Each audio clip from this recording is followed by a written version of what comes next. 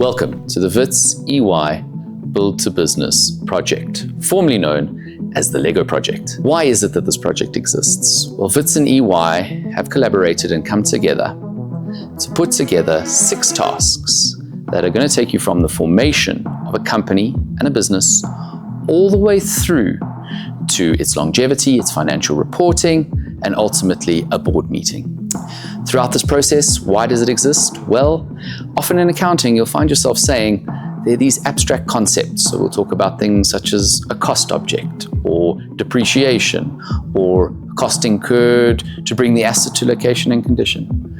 And what this project aims to do is take these concepts out of that abstract sort of world and bring it into the concrete to make it more understandable. In addition, you get to build with Lego blocks, which is a lot of fun. You'll be working in groups as well that are randomly allocated, so you get to meet new people, which is exactly simulating the experience you're going to have one day working out in practice, whether it be at an audit firm or an advisory, you name it. You never know who your team members are going to be. And in that, there's a whole lot of skills that we're going to develop. Thankfully, EY has come on board to assist us with more pieces of Lego so that we can really address our resource constraints. In the past, we didn't have enough Lego blocks to fully enjoy the Lego build as we wanted it to, and now we do have this opportunity to do so. A huge thank you to them, as well as for their guidance. EY will also be coming in and also providing their skills in terms of leadership, IT acumen. And together with Wits and EY, we hope to produce chartered accountants of ethical standing for the future of this profession. So the Build to Business, or B2B project, starts off with task 1, with you as a group forming a company for the tender that you have received. So with task 1, establishing a company, what are the reasons or the learning outcomes behind why we're doing this? So in accountancy, in auditing, in management accounting, in finance, in taxation, we keep referring to this concept of a company. But the issue is that, what is a company? And that is the first task in this project, is that you have to set up a company. So what you've got to do is you've got to go to the CIPC, fill in all the required documentation to establish a company for this tender you've received. In that process, you need to determine, well, what is the relevant accounting framework applicable to my organization? What level of assurance, from an auditing perspective, do I need with the size of the company that I'm setting up? In addition to that, the value of the contract is used to consider, well, do I need to register for VAT, income tax? And of course, task 1 requires you to actually complete such registration forms. This way, one day when out in practice, you're tasked with this sort of duty, you have experienced it in some form. You know who the CIPC is. You know what the requirements are to register for VAT and income tax, and you've actually filled out the form as well. Again, this takes those abstract concepts of a company and the CIPC and taxation and sort of limits and so on, and what's the assurance framework and accounting framework, and brings it all to the concrete and brings it all to life. Task 2 now deals with the fact that we've set up a company, we've got this tender, but somehow we need to finance this project. Now in task 1, we've established our company that is going to execute this tender. However, in order to carry out the tender, you need to finance your organization. Task 2 now requires this. Financing, in this situation, will only be a combination of accounting and management accounting and finance. So auditing and taxation takes a back seat when it comes to task number 2. In task 2, you need to consider, do we need to issue debt instruments to get the financing? Do we issue equity instruments? Do we do a mix of both? As well as you've got to put together a funding proposal. This proposal will be in the form of a presentation, which is pre-recorded and submitted to us for assessment and marking purposes. The reason why this is also put in there is from a SICA perspective. SICA requires certain acumens around understanding who the stakeholders are in both the internal and external business environment context. By understanding the type of capital that you're going to raise, the source of the financing, debt or equity, it addresses the need for the development of this acumen. In addition to that, by developing this acumen and this understanding, we're also promoting a form of lifelong learning, where you see how a company is established and how it's financed, which is a further acumen required to be developed from both the Psyche context as well as the Wits context. Task 3 is now we've come to the point where we need to actually physically build this Lego bridge. So we're going to put this bridge together, as well as we're going to have to cost the bridge as well.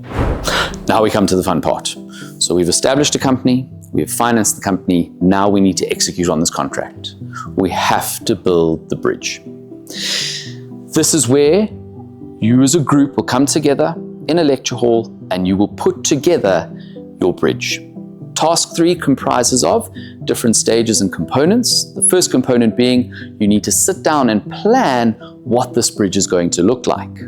You need to sit down and put together an understanding of your costing schedule to allocate costs to the cost object being this Lego bridge. Now, some of those costs have been given and some have not.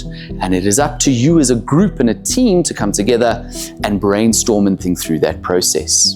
Then the second stage is you'll be allocated a time and a day where you'll come in as a group. You've got to build the project. As you will know in the task, it also specifies that everybody has a role to play. While we are actually physically building this bridge, the cost accountant or the project accountant will be accumulating costs as you go. Once this is complete, then of course, we've got the part where you need to put together the final costing schedule and present it to the management, accounting and finance department, right? And this will of course all be done on Ulwazi. You'll submit your costing schedule up there and will be subsequently marked. Why is it that we're doing this? First of all, this bridge is what we refer to as a cost object. This abstract concept of something that you've got to allocate costs to in a business. By you physically building the bridge as a team, you're seeing that cost object come to life. You're seeing the cost being incurred as you put a brick down, you know the cost, and you start to actually bring into the concrete world this understanding of cost objects. In addition to that, this is genuine group work. So we can't go like with task 1 and 2 where we sort of delegate to other individuals to say, you do this, you do part A, you do part B. You've got to all come together on the day and problem solve, not to mention that there will always be a twist thrown in during the Lego build.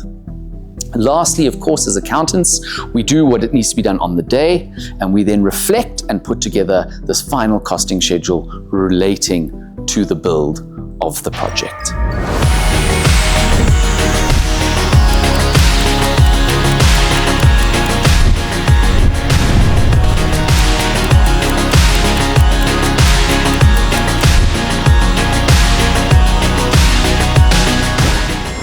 Task 4 is once we've costed our bridge, we've taken into account all the taxation effects, we have to report the information around this bridge to our users, and therefore we put together our financial statements.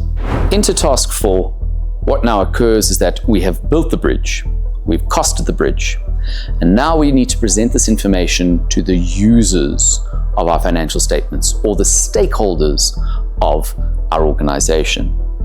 As a result, what's required is to put together, number 1, a set of financial statements, and number 2, we've also got the final taxation return that needs to be filed. Why do we have this in this process? This is, of course, now financial accounting and taxation coming together, and you putting together a set of actual financial statements. All information and further data required will also be provided along with your actual physical costing schedule. You need to put this all together and prepare a set of financial statements as well as the final tax return. The good news is that EY will be involved at various stages of this project.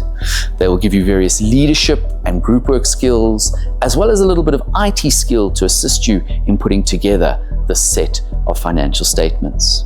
And remember, it's up to you as the group to determine what your relevant reporting framework is. So is it full IFRS? Is it IFRS for SMEs? Have you decided to adopt another framework, which hopefully you haven't? And that is then the end of task number 4.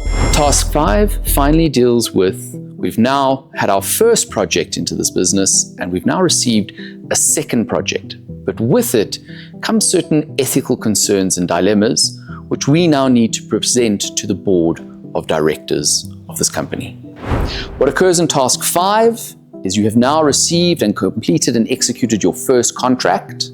You've established your business, you've financed the project, you've built the project, you've reported it to your users, and now a second project arrives, and this project has a few ethical concerns.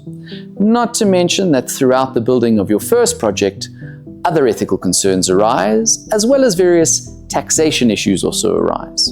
So task 6 is a physical presentation to the board of directors around the ethical dilemmas faced, as well as some of the tax issues that you experienced as well throughout the term of this project. It's effectively a presentation to a board of directors, which is a skill that is very necessary and required for you one day as a chartered accountant. Welcome everyone, and welcome to Project Lego. My name is Michael Schaefer, and I'm a partner at EY. I work in the audit department, looking after the audit methodology as well as the independence function. And today we're launching Project Lego, and I'm here to talk to you about why EY is so excited to have this partnership with Wits regarding this new project. For us, this is not just a project. It's an opportunity for EY to invest in the future development of our young professionals. This is a project where you get to learn, explore, problem solve, and work with each other in groups to get to a good answer. The key thing is, if you think about EY, right?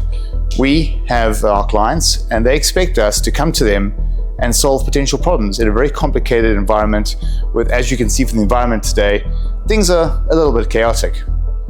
And if you think about the audit business, it's directly geared to give confidence to the market and the various participants in the market around the numbers our clients put out, because we do a high quality audit, and in so doing, give confidence in the numbers that they see. As you can understand in this context, both our clients and our audit teams are often faced with quite challenging days with complex problems, working with different people, often facing situations where not all the information is there, they're not sure what to do, and they're working under time constraints. Yet, they're required to make really good decisions and ensure the best outcomes. This is why I'm so excited about this project, because this project is going to emulate that real working environment for you. And so, in this project, you're going to get to experiencing working with different people that you've never worked with before, solving problems, looking for different solutions, navigating complexities and the dynamics of working with each other, and ultimately coming together to solve problems with time deadlines and pressures, and trying to make the best decisions you can to get to the best outcome. This project has specifically been designed not to be about who knows the most or who's the most technical. This is instead meant to be an opportunity in a way for you to develop and grow your experience and expertise in these kind of skills I've been talking about, like problem solving, working with each other. You can build your confidence in how to negotiate, how to think through problems, and how to problem solve. One of the things I've learned from my experience of working at EY as a partner for so long is that the best people are not the loudest, and they're not the people that know the most. They have skills, but they know how to use those skills with different people in a team environment and work collaboratively with people to get to the best outcomes. When you work at EY, you'll probably be working in an audit team, and you definitely will never be working alone. You'll be working with a number of different people with lots of different skill sets. Some will be specialists outside of audit, and some will be much older than you and have just very different life experiences to you. My experience has shown that the teams that do the best are the ones that are able to work best with each other, learn how to navigate conflict. They know how to constructively disagree with one another, all in all to get to the best outcomes. This way teams get to the best answers and, I guess, make the best decisions. So I guess you can see here that really what this thing about is developing you with real skills that you can use in the future. But it's not just future skills, it's skills now. The skills you learn today are things like, how do you talk more effectively? How do you navigate conflict with team members? How do you deal with time pressures and deadlines? And lastly, how do you take ownership for your part of a project and bring it all together? That's kind of the reason also why EY is involved here, because we want to show you as individuals what it is that employers like EY are looking for in candidates going forward in future employment. These are the skills we're looking for. And it's an opportunity for you to get to know us as a firm and for us to get to know you. And maybe you'd like to come and join us as your employer of choice in the future. I think the key thing to note that is, even if you make it into the later stages of the project and you even get part of the competition and the events which get presented at EY later where there may be prizes, at no point in this journey are we expecting you to be complete, fully polished and know everything. What we are looking at is the attitudes you bring to this. How excited are you to engage? How well do you work with each other? And ultimately, how you take ownership and show enthusiasm for this project. What I would leave you with is that, as you can see, this project is really about developing your skills, but also it's about having fun. So even though I think there's going to be a lot that's challenging about this project, I'd ask you to lean into the fact that you may be a bit uncomfortable with working with people you haven't worked with before. Make the most of it, learn from the opportunities, develop these real-world skills, and most of all, have fun. And I'm sure if you do that, you're going to enjoy the program. And that's why I'm looking forward to this partnership and this program with Wits University. And yeah, enjoy Project Lego. Well, my favorite part was the building, because then I had fun in using the Lego bricks. We did have a lot of conflicts. First, I would say I was nervous. So we had to prepare statements. I was faced with people from different backgrounds. We're meeting in different people. Who doesn't like Lego? Build it. Brand it. Run it.